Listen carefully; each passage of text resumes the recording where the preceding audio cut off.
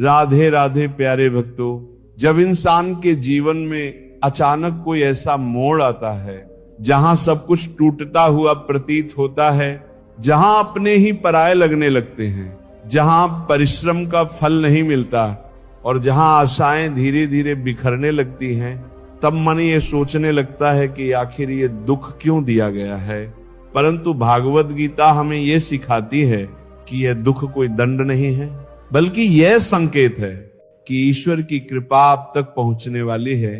क्योंकि यदि सब कुछ सहज और सुगम चलता रहे तो मनुष्य कभी भगवान की शरण में नहीं जाता। वो अपने अहंकार और अपने बनाए हुए सुखद माया जाल में ही उलझा रहता है, और जब ये माया जाल टूटता है तब आत्मा पुकार उठती है, तब हृदय ईश्वर की खोज करने लगता है। अर्जुन का उदाहरण देखिए, वह योद्धा था, महान धनुर्धर था, परंतु जब कुरुक्षेत्र के मैदान में खड़ा हुआ तो उसके भीतर ऐसा दुख, ऐसा मोह और ऐसी निराशा छा गई कि धनुष उसके हाथ से गिर पड़ा। वह लड़ने से मना करने लगा और कहने लगा कि मैं अपने बंधु बांधवों का वध कैसे करूं, जीवन में इतनी पीड़ा किस लिए। तभी भगवान श्री कृष्ण ने उसे गीता का उपदेश दिया, और ये उपदेश केवल अर्जुन के लिए नहीं था, बल्कि हर उस इंसान के लिए है जो अपने जीवन में कभी ना कभी टूट जाता है। कभी आप सोचिए कि जब भी आपके जीवन में कोई दुख आया, चाहे वह अपनों की दूरी हो, आर्थिक संकट हो, बीमारी हो या किसी संबंध का टूटना हो, उस समय आपके भीतर कितना असहायपन था। परंतु वही असहायपन आपको प्रार्थना की ओर ले गया, वही आंसू आपको मंदिर के द्वार तक ले गए, वही वेदना आपको कृष्ण नाम जपने पर मजबूर कर गई, और उसी क्षण भगवान आपके निकट आ गए। क्योंकि गीता में स्वयं श्री कृष्ण कहते हैं कि जब मनुष्य सच्चे हृदय से मुझे पुकारता है तो मैं तुरंत उसकी सहायता करता हूं। दुख का रहस्य यही है कि यह हमें जगाता है, ये हमें अहंकार से मुक्त करता है, ये हमें याद दिलाता है कि हम केवल शरीर नहीं हैं, हम केवल पद प्रतिष्ठा और धन दौलत नहीं हैं, हम उससे कहीं बड़े हैं। और वह महानता तभी प्रकट होती है जब हम ईश्वर की शरण में जाते हैं। जब जब आप टूटते हैं तब भीतर कोई शक्ति आपको खड़ा करती है, और वह शक्ति कोई और नहीं, स्वयं श्री कृष्ण की कृपा है। भागवत गीता ये कहती है कि सुख और दुख दोनों क्षणिक हैं। जैसे ऋतु आती जाती है, ऐसे ही जीवन में उतार चढ़ाव आते हैं। आप यदि केवल सुख को पकड़ने की कोशिश करेंगे तो दुख आपको और गहरा लगेगा, पर यदि आप ये समझ लें कि हर दुख एक संदेश लेकर आया है, हर पीड़ा में भगवान छिपे हैं, तो ये दुख आपके लिए वरदान बन जाएगा। मान लीजिए किसी व्यक्ति का कारोबार पूरी तरह से डूब गया, वह कर्ज में डूबा, परिवार ने भी साथ छोड़ दिया, उसने सोचा जीवन अब व्यर्थ हो गया, परंतु उसी रात वह रोते रोते भगवान का नाम जपने लगा, और धीरे धीरे उसे भीतर से ऐसी शक्ति मिली कि उसने नया रास्ता चुना, नया प्रयास किया, और फिर वही भगवान ने उसका हाथ पकड़कर उसे और ऊंचाइयों पर पहुंचा दिया। ये कोई कल्पना नहीं है, हर भक्त के जीवन में ऐसा हुआ है कि जब वो दुख में पुकारता है तो भगवान उसे नई दिशा देते हैं। आपको ये याद रखना होगा कि दुख कभी अकेला नहीं आता, उसके साथ भगवान भी चलते हैं। दुख आपके जीवन में ईश्वर के आगमन का निमंत्रण है। इसलिए जब भी दुख आए तो घबराइए मत, ये समझिए कि अब भगवान आपके जीवन को नया आकार देने वाले हैं। कभी कोई सोचता है कि भगवान ने दुख क्यों दिया, यदि वे दयालु हैं तो हमें सुख ही क्यों ना देते। परंतु सोचिए, अगर अर्जुन को दुख ना होता, मोह ना होता, निराशा ना होती, तो क्या उसे गीता का उपदेश मिलता? क्या आज हम करोड़ों लोग गीता का ज्ञान पाते? शायद नहीं। यही कारण है कि दुख जीवन में भगवान तक पहुंचने का सेतु है। आज यदि आपके जीवन में कठिनाई है, आंसू है, निराशा है, तो ये मत मानिए कि भगवान ने आपको छोड़ दिया है, बल्कि ये मानिए कि भगवान आपके बहुत निकट आ गए हैं। वे आपको सिखा रहे हैं कि सच्चा सुख केवल उनमें है, और जब ये समझ आपके भीतर बैठ जाती है तब कोई दुख आपके लिए दुख नहीं रह जाता, वो एक अवसर बन जाता है ईश्वर को पाने का। और यही गीता का रहस्य है। इसलिए याद रखिए, दुख मिला है तो भगवान भी अवश्य मिलेंगे, क्योंकि दुख ही वह मार्ग है जो आत्मा को परमात्मा तक ले जाता है। जब जीवन में सब कुछ मन मुताबिक चल रहा होता है, जब धन, मान सम्मान, परिवार का साथ और इच्छाओं की पूर्ति सहजता से हो रही होती है, तब मनुष्य बहुत कम ही ईश्वर को याद करता है। वो मंदिर जाता है, परंतु केवल औपचारिकता के लिए वह नाम जपता है, परंतु मन कहीं और होता है। वह प्रार्थना करता है, परंतु उस प्रार्थना में तड़प और सच्चाई का अभाव होता है, क्योंकि उसका मन संसार की सुख सुविधाओं में ही रमा हुआ होता है। और तभी भागवत गीता हमें बताती है कि असली भक्ति तब जन्म लेती है जब मनुष्य दुख का अनुभव करता है, क्योंकि दुख ही वो शक्ति है जो हमें संसार से हटाकर भगवान की ओर मोड़ देता है। सोचिए अर्जुन को, जो जीवन भर युद्ध जीतता रहा, जिसके सामने कोई खड़ा नहीं हो सकता था, जिसने कभी पराजय का स्वाद नहीं चखा, वह कुरुक्षेत्र में खड़ा होकर अचानक इतना टूट गया कि उसने अपने शस्त्र त्याग दिए और कहा, हे माधव, मैं युद्ध नहीं कर सकता। यह केवल निराशा नहीं थी, ये वो एक क्षण था जब मानव अपनी सीमा स्वीकार करता है। और जब वह सीमा स्वीकार होती है तभी आत्मा ईश्वर की ओर झुकती है, तभी भगवान स्वयं उसके सामने प्रकट होकर उसे मार्ग दिखाते हैं। जब दुख हमें घेर लेता है, जब जीवन की जमीन हमारे पैरों तले से खिसकने लगती है, तब अहंकार टूटता है, तब ये समझ आता है कि हम अकेले कुछ नहीं कर सकते। और वही क्षण हमारे जीवन का सबसे पवित्र क्षण बन जाता है, क्योंकि वही क्षण हमें भगवान तक ले जाता है। सुख में इंसान कहता है ये मैंने किया, परंतु दुख में वह कहता है हे भगवान अब आप ही कीजिए। और यहीं से उसका सच्चा आत्मसमर्पण शुरू होता है। भागवत गीता में श्री कृष्ण कहते हैं कि जो भक्त मुझे प्रेम से पुकारता है, मैं उसकी पुकार सुनता हूं और उसे अपने समीप ले आता हूं। इसका अर्थ यह है कि दुख केवल परीक्षा नहीं है, दुख भगवान की कृपा का द्वार है। क्योंकि जब हम सब कुछ खो देते हैं तब हमें समझ आता है कि ईश्वर ही हमारी सबसे बड़ी शक्ति है, और यही अनुभव हमें उनके और निकट ला देता है।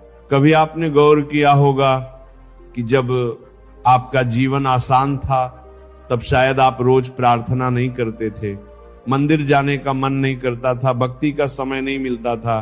परंतु जब कठिनाई आई, जब जीवन में संकट आया, तब आप रोते रोते भगवान के चरणों में गिर पड़े और उसी क्षण आपके हृदय से निकली हुई प्रार्थना सबसे सच्ची थी, सबसे गहरी थी, क्योंकि वह प्रार्थना केवल शब्द नहीं थी, वह आपके पूरे अस्तित्व की पुकार थी। और भगवान ऐसी पुकार कभी अनसुनी नहीं करते। दुख हमें भगवान तक इसलिए भी ले जाता है क्योंकि दुख में ही हमें संसार का असली चेहरा दिखता है। सुख के समय सब साथ होते हैं, रिश्तेदार, मित्र, साथी सब आपकी प्रसन्नता में शामिल होते हैं, परंतु दुख आते ही वे लोग दूर हो जाते हैं। और तभी हमें यह एहसास होता है कि इस संसार में कोई सच्चा सहारा नहीं है, केवल एक ही सहारा है, भगवान का नाम। और तभी हमारी आत्मा पुकार उठती है, हे कृष्ण अब आप ही मेरे साथ हैं। श्री कृष्ण ने गीता में कहा है कि सुख और दुख आते जाते रहेंगे, जैसे सर्दी और गर्मी, धैर्यवान वही है जो दोनों में संतुलित रहे। और जब हम दुख में भी भगवान को याद रखते हैं तब हमें यह समझ आता है कि दुख केवल एक मार्ग है हमें भगवान ना के निकट लाने का। दुख हमें सांसारिक बंधनों से मुक्त करता है, क्योंकि जब कोई इंसान सब कुछ खो देता है तब उसके पास केवल एक ही विकल्प बचता है, भगवान की शरण लेना, और वही शरण उसे परम शांति और सच्चा सुख देती है। सोचिए, यदि दुख ना हो तो क्या इंसान कभी भगवान को खोजेगा? शायद नहीं। यदि अर्जुन निराश ना होता तो क्या गीता का ज्ञान दुनिया को मिलता? नहीं। यदि मीरा को समाज से तिरस्कार ना मिलता तो क्या उसका प्रेम श्री कृष्ण से इतना प्रगाढ़ होता? नहीं। यदि द्रौपदी का चीर हरण ना होता तो क्या वह पूरे हृदय से हे गोविंद पुकारती और भगवान स्वयं वहां प्रकट होते? यही तो सत्य है कि दुख हमें भगवान तक पहुंचाने का सबसे सीधा मार्ग है। इसलिए दुख से घबराइए मत, बल्कि ये सोचिए कि ये दुख आपको उस द्वार तक ले जा रहा है जहां भगवान खड़े हैं, मुस्कुरा रहे हैं और कह रहे हैं आ जाओ, अब मैं तुम्हें अपने पास बैठाकर तुम्हारा बोझ हल्का कर दूंगा। गीता का यह संदेश हर भक्त के जीवन के लिए दीपक है कि दुख के समय टूटना नहीं है, बल्कि उसी क्षण भगवान को पुकारना है, क्योंकि वही पुकार आपके जीवन को बदल देती है। इस सत्य को हृदय में बैठा लीजिए। दुख हमें भगवान तक इसलिए ले जाता है क्योंकि दुख हमारी आत्मा को सच्चा बना देता है, हमारे भीतर की प्रार्थना को निर्मल कर देता है और उस निर्मल प्रार्थना के सामने स्वयं भगवान भी खड़े हो जाते हैं। जब भी जीवन में दुख आता है, इंसान का मन सबसे पहले ये प्रश्न करता है कि आखिर मेरे साथ ही ये सब क्यों हुआ? मैंने तो किसी का बुरा नहीं किया, मैंने तो किसी को पीड़ा नहीं दी, फिर भी मुझे ही ये कठिनाई क्यों मिली? और यही प्रश्न हर इंसान के भीतर गूंजता है, परंतु भागवत गीता इस गूढ़ रहस्य का समाधान देती है और बताती है कि दुख और सुख का सीधा संबंध हमारे कर्मों से है। हमारे द्वारा किए गए हर कार्य का परिणाम अवश्य मिलता है, कभी तुरंत और कभी समय बीतने के बाद, और यही परिणाम दुख और सुख के रूप में हमारे सामने आता है। श्री कृष्ण गीता में कहा है कि कर्मण्यवाधिकारस्ते मां फलेषु कदाचन, अर्थात मनुष्य को केवल कर्म करने का अधिकार है, फल पर उसका कोई अधिकार नहीं है। ये सुनकर पहली बार में लगता है कि यदि फल पर अधिकार नहीं तो फिर कर्म क्यों करें? परंतु सच्चाई यह है कि हमारा हर कर्म ऊर्जा है और ये ऊर्जा कहीं ना कहीं संचित होकर हमारे जीवन में वापस आती है। अगर कर्म शुभ है तो उसका परिणाम सुख बनकर आता है, और यदि कर्म अशुभ है तो उसका परिणाम दुख के रूप में सामने आता है। कभी कभी इंसान ये सोचता है कि मैंने तो हमेशा अच्छा किया, फिर भी दुख क्यों मिला? परंतु हमें ये समझना होगा कि हर परिणाम केवल इस जन्म का नहीं होता, हमारे पिछले जन्मों के कर्म भी हमारे साथ चलते हैं और वही कर्म हमें सुख और दुख के रूप में फल देते हैं।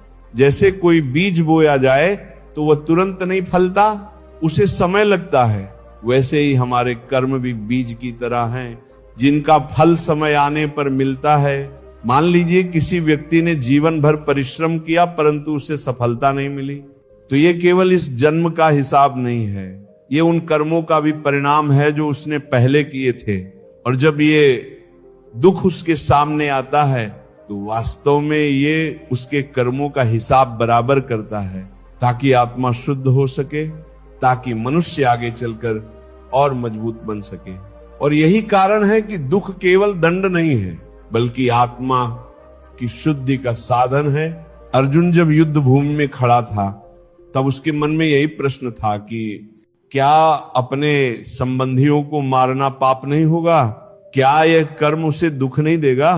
तब भगवान ने कहा कि हर कर्म का फल निश्चित है, परंतु यदि तुम कर्म को कर्तव्य समझकर बिना स्वार्थ के करते हो तो वह कर्म तुम्हें बांधता नहीं है, बल्कि तुम्हें मुक्त कर देता है। और यही गीता की शिक्षा हमें समझनी होगी कि दुख केवल तब मिलता है जब हम कर्म में आसक्ति रखते हैं, जब हम फल की अपेक्षा से काम करते हैं, और जब वो फल हमारे अनुकूल नहीं मिलता तो वो दुख बन जाता है। सोचिए कितनी बार आपने मेहनत की होगी परंतु परिणाम आपके अनुसार नहीं आया, उस समय आपका मन टूटा होगा, आपने इसे दुख माना होगा। परंतु यदि आप इसे केवल कर्तव्य समझकर करते तो परिणाम चाहे जो भी होता, आपके भीतर पीड़ा का भाव इतना गहरा ना होता, क्योंकि दुख उसी को अधिक होता है जो अपेक्षाएं अधिक रखता है।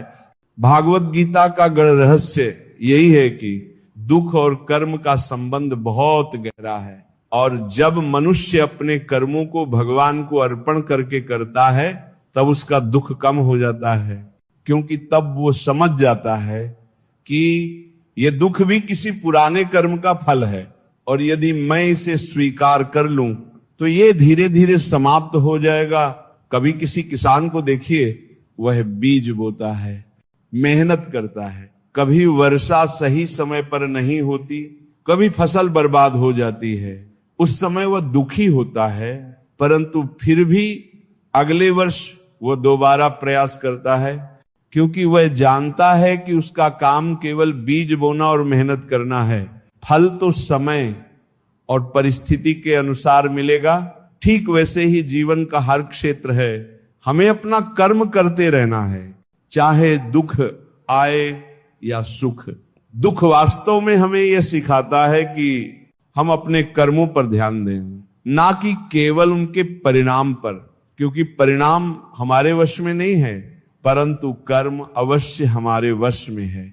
और जब हम निस्वार्थ कर्म करते हैं तब धीरे धीरे दुख भी आनंद में बदल जाता है, क्योंकि तब हम समझ जाते हैं कि ये दुख केवल अस्थाई है, ये केवल एक परिणाम है और ये भी समाप्त हो जाएगा। इस सत्य को समझना ही गीता का अमृत ज्ञान है कि दुख का संबंध कर्म से है और कर्म का संबंध हमारे दृष्टिकोण से है।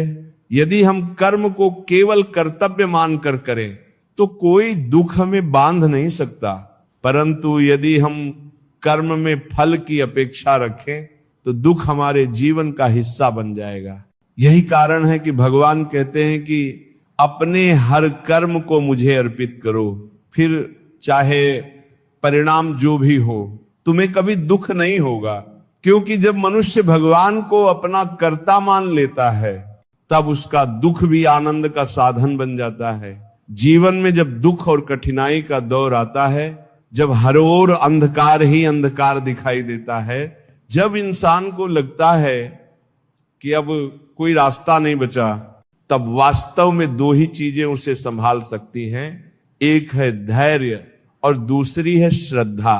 और यही दोनों तत्व भागवत गीता का मूल संदेश भी हैं, क्योंकि भगवान श्री कृष्ण ने अर्जुन को भी यही समझाया था कि इस संसार में सुख और दुख आते जाते रहेंगे, परंतु जो धैर्यवान है, जो अपने विश्वास पर अडिग है, वही अंततः विजय प्राप्त करता है। धैर्य का अर्थ ये नहीं है कि हम चुपचाप बैठ जाएं और सब कुछ अपने आप होने का इंतजार करें।